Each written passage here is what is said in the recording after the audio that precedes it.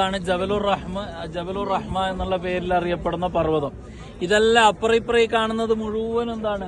അറഫയാണ്. ഇത് അന്നത്തെ ദിവസം പ്രവർത്തിക്കുന്ന ഹോസ്പിറ്റല്, അറഫയിൽ വരുന്ന ഹാജിമാർക്ക് വേണ്ടി. ഈ കാണുന്ന ഇവിടെ വെച്ചിട്ടാണ് നബി സല്ലല്ലാഹു അലൈഹി വസല്ലം തങ്ങൾ അവസാനത്തെ ഹജ്ജത്തുൽ വദാഇന്റെ പ്രസംഗം നടത്തുന്നത്.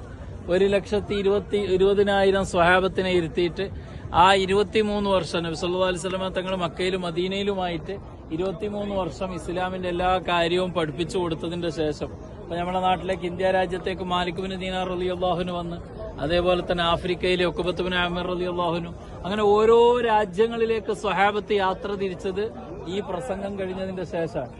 അപ്പൊ ഈ പ്രസംഗത്തോടു കൂടെയാണ് അന്ന് പരിശുദ്ധ ഖുർആന്റെ അവസാനത്തെ ആയത്ത് അൽയൗമ അക്മൽതു ലക്കും ദീനക്കും വഅത്മംതു അലൈക്കും നിഅമതി എന്നുള്ള ആയത്ത് ഇറങ്ങിയത് ഇവിടെ വെച്ചിട്ടാണ്.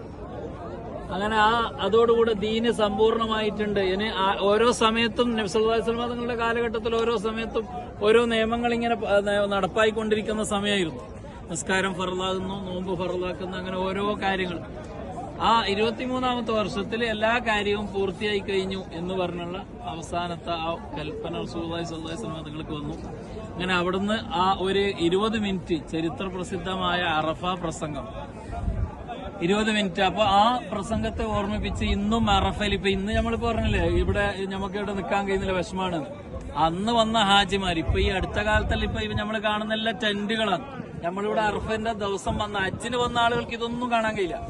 ഹജ്ജിന് വരുന്ന ആളുകൾ നേരെ അവരെ ബസ് അവരെ ടെന്റിന്റെ മുമ്പിലേക്ക് കൊണ്ടുവരുന്നത്. ഇതുപോലെ ഇപ്പൊ ഒരു ടെന്റ് അതാ കാണുന്നില്ലേ, അതുപോലത്തെ ഒരു ടെന്റിന്റെ മുമ്പിൽ കൊണ്ടുവന്ന് അതിന്റെ ഉള്ളിലാണ് കയറ്റുക. നമുക്ക് അറഫ കാണാനേ ഹജ്ജിന് വന്നാൽ കഴിയില്ല. നേരെ ആ ബസ്